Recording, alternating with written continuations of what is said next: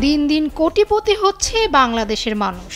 মাত্র ৬ বছরের মধ্যে ১,০৮,১৭৩ জন কোটিপতির খাতায় নাম লিখিয়েছেন, এমনটাই বলছে বাংলাদেশ ব্যাংকের পরিসংখ্যান। বিষয়টি বাংলাদেশ ব্যাংক ইতিবাচক হিসেবে দেখলেও অর্থের উৎস নিয়ে উদ্বিগ্ন দেশের অর্থনীতিবিদরা।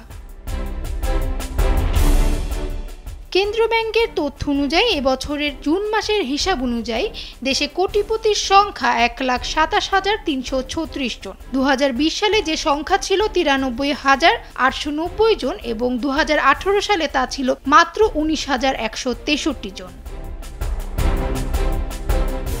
দেশের ধনীরা হচ্ছেন আরো ধনী, তারা পাচ্ছেন যাবতীয় সকল প্রকার সুযোগ সুবিধা। অন্যদিকে মধ্যবিত্ত বা নিম্ন আয়ের মানুষের তেমন উন্নতি দেখা যাচ্ছে না। দেশের মূলধারার এক গণমাধ্যমকে এমনটাই জানান অগ্রণী ব্যাংকের চেয়ারম্যান সৈয়দ আবু নাসের বখতিয়ার আহমেদ। অন্যদিকে বাংলাদেশ ব্যাংক বলছে বর্তমানে রাজনৈতিক বেশ কিছু কারণে আমানতকারীরা আবারও সঞ্চয়ী হিসাব জমাতে শুরু করেছে, যার দরুন বাড়ছে কোটিপতির সংখ্যা।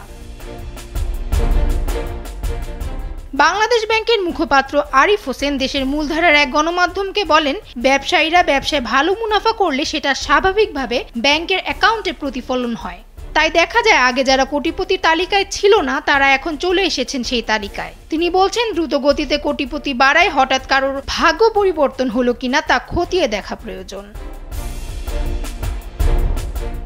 সেই সাথে বাংলাদেশ ব্যাংকে বাড়ছে আমানতের পরিমাণ। মার্চ মাসে আমানতের পরিমাণ ছিল 19,23,504 কোটি টাকা। জুন মাসে তা বেড়ে দাঁড়ায় 19,96,583 কোটিতে। দীর্ঘ হচ্ছে কোটিপতিদের তালিকা। কোটিপতিদের সংখ্যা বাড়লেও উন্নত হচ্ছে না মধ্যবিত্ত কিংবা নিম্ন আয়ের মানুষের জীবনযাত্রা। কোটিপতিদের এমন সংখ্যা বাড়ার কি কারণ তা জানতে তাগিদ দিচ্ছেন অর্থনীতিবিদরা। অর্থের উৎস যদি সৎ হয় তবে তা দেশের জন্য মঙ্গলজনক, তবে তা না হলে কোটিপতিদের এমন সংখ্যা বৃদ্ধি দেশের অর্থনীতিতে কিরূপ প্রভাব রাখবে তাই এখন মূল প্রশ্ন। ফামিহা সুহরাওয়ার্দী, সময়ের আলো।